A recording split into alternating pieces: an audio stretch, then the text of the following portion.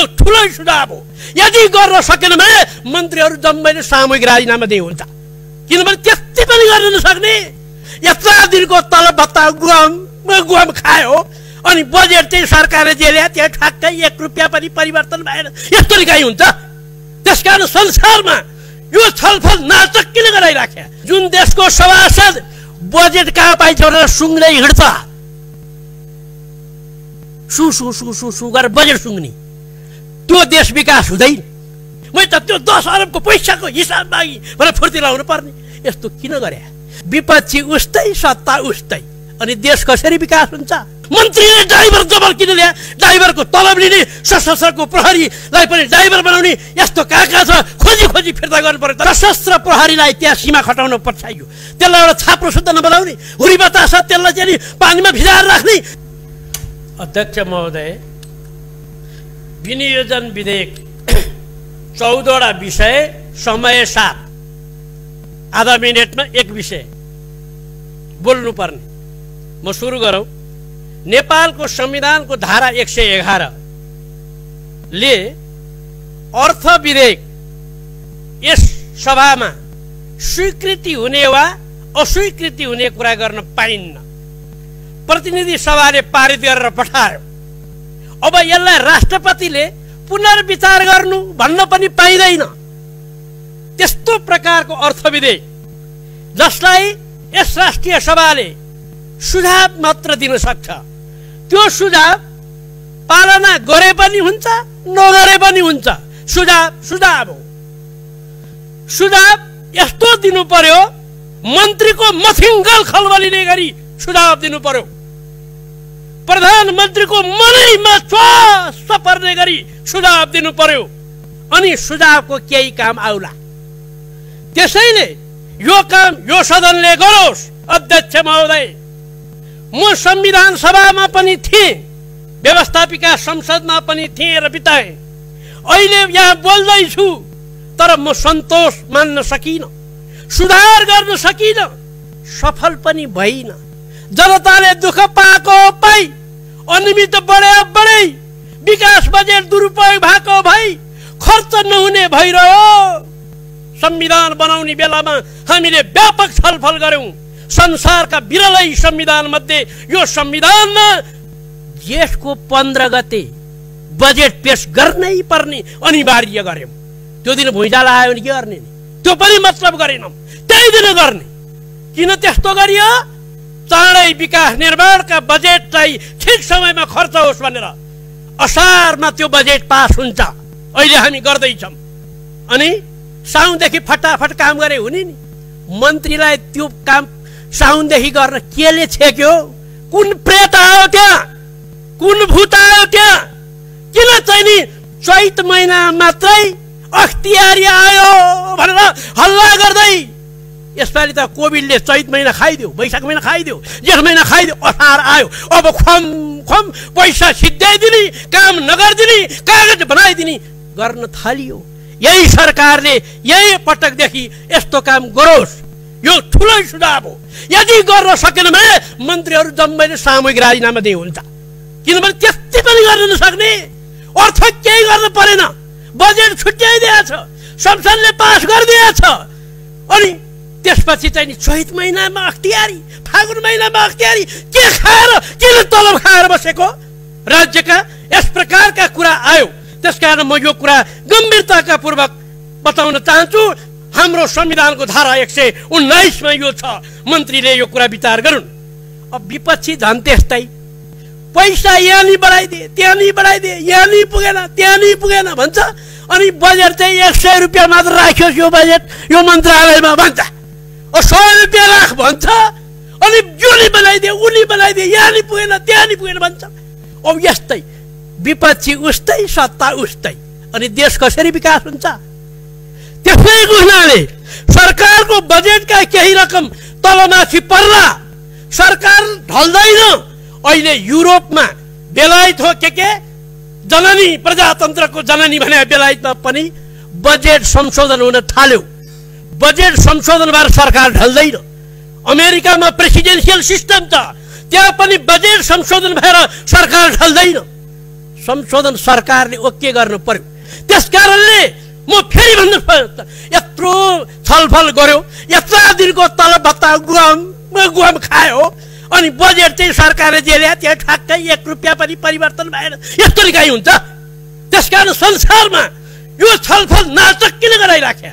त्यसकारणले सरकार चित्त बुझाओस्, संसदले सुझाव दियोस्, प्रतिनिधि सभाले राम्रो बजेट पारित गरोस्। त्यसकारणले यो 70 सालदेखि नेपालमा पनि अभ्यास भएको छ। हामीले यसै गरी बोल्यौं, सरकारले परिवर्तन गरेको छ। त्यसकारणले म यो कुरा सुझाव दिँदै अब फेरि केही कुरा भन्छु। म 15-16 वर्षको उमेरको थिएँ अध्यक्ष महोदय। 16,000 ऋण छ नेपालीको टाउकोमा भनेर भाषण गर्थे अध्यक्ष महोदय। त्यो ऋण त अहिले पनि बाँकी नै छ रे, 34,000 पुग्यो रे। कस्तो सरकार चलाएछन्, कस्तो ऋण तिरेछन्। यस प्रकारले हाम्रो देश गइराखेको छ। त्यसैले अब त कस्तो हुन थाल्यो अरे, 40 अर्ब खर्च रे, 15 अर्ब आम्दानी रे, अनि तलब पनि विदेशीसँग मागेर खाने रे, अनि हामी स्वावलम्बी परावलम्बी हुँदैनौँ भनेर धक्कु र धाक लगाउने। यो प्रकारका बजेट हामी कसरी चलाइरहेछौँ? त्यसकारणले यो कम्युनिस्टको सरकार, यो बहुमतको अत्यधिक बहुमतको सरकार, यो नयाँ सरकार, यो संहिताको सरकार, यो गणतन्त्रको सरकार, त्यसकारणले यसले एउटा ठुलै फड्को मारोस् भन्ने मेरो सुझाव छ। त्यसैले अब अर्कै कुरा गर्दै जाँदाखेरि अर्थ विधेयक, प्रतिनिधि सभामा मैले अघि भने सेना र प्रहरीको विधेयक, सुरक्षा विधेयक सरकारी विधेयकमा मात्रै आउँछ, यो पनि अरूले ल्याउन सक्दैन। त्यसै भएको हुनाले म के भन्न चाहन्छु भने, जुन देशको सांसद, जुन देशको सभासद बजेट कहाँ पाइन्छ भनेर सुँग्दै हिँड्छ, सु गरेर बजेट सुँग्ने, त्यो देश विकास हुँदैन। सांसदले नीति बनाउने, सांसदले कानुन बनाउने, सांसदले मुलुकको निम्ति बजेट बनाउने। म पश्चिमको डडेलधुराको 1 नम्बरको सांसद भन्छ। पश्चिम 1 नम्बर डडेलधुरा संसद छ, नेपालमा छ सांसद, नेपालको सांसद। उसले बनाउने बजेट नेपालको निम्ति, उसले बनाउने कानुन नेपालीको निम्ति। त्यसकारण यति पनि ध्यान बुद्धि नभएपछि हाम्रो देश कसरी विकास होला अध्यक्ष महोदय? देश बिग्रेको मुख्य कारण त्यसकारणले सांसदहरूले विरोध गरेले भनेर सरकार ढाल्दिन्छ रे भनेर चाहिँ सांसदलाई फकाई फुलाई गर्न कहिले 6 करोड डाइरेक्ट, कहिले घुमाएर 4 करोड, अनि फेरि बाटोघाटो भन्दै फेरि 10 करोड हाल्दिने काम मन्त्रीले गरे। यसबाट देश विकास हुँदैन। त्यसकारणले यस्ता कामबाट कानुन नीति राम्रा बन्दैनन्। त्यसैले म चाहिँ नि कानुन र नीति बनाउन यस्ताले रुचाउँदैनन्। बजेट मार्न वा बजेट पाल्न हिँड्छन्, यो देश सप्रिँदैन।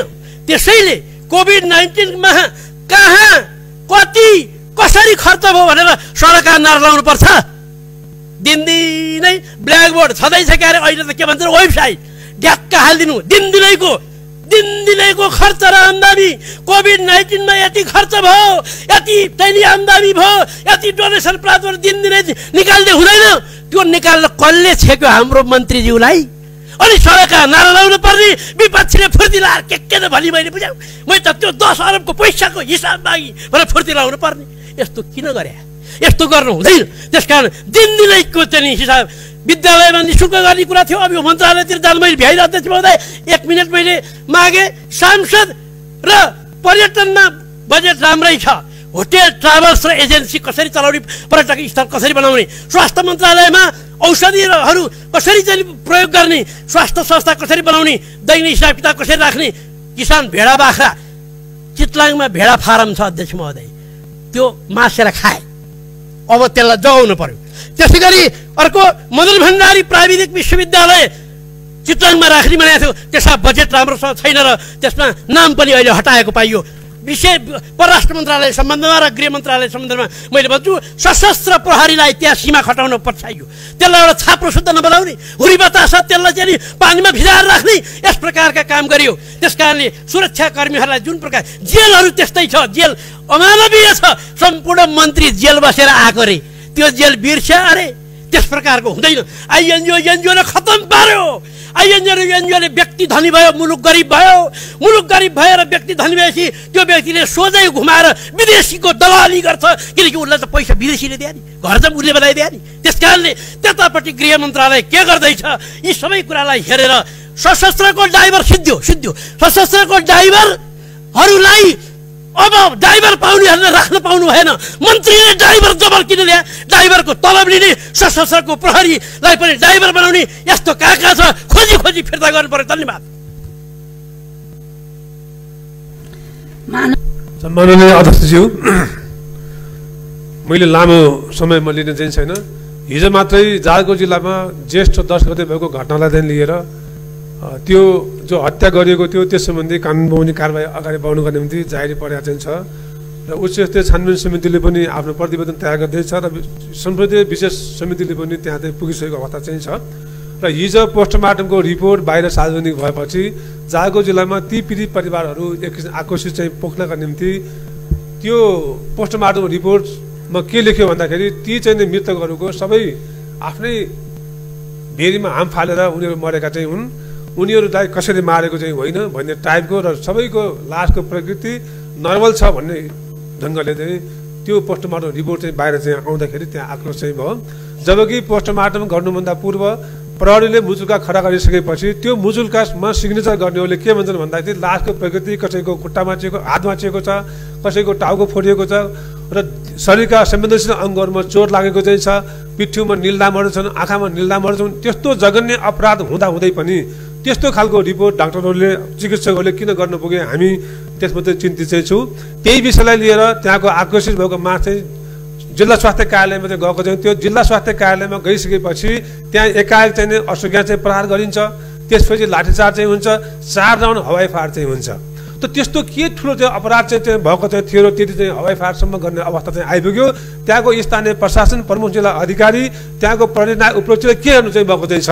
यसले गर्दाखेरि हामीलाई शङ्का लागिरहेको छ यो चाहिँ किन चाहिँ यत्रो चाहिँ जघन्य अपराध हुँदाखेरि पनि नेपाल सरकारले दुईवटा उच्च स्तरीय छानबिन समिति चाहिँ बनाएको चाहिँ छ, अदालतमा मुद्दा परिसकेको छ र हामी को पक्षलाई बनाउनका निम्ति यी सबै कुराहरू गरिरहेका छौँ। हामीलाई चिन्ता लागिरहेको छ।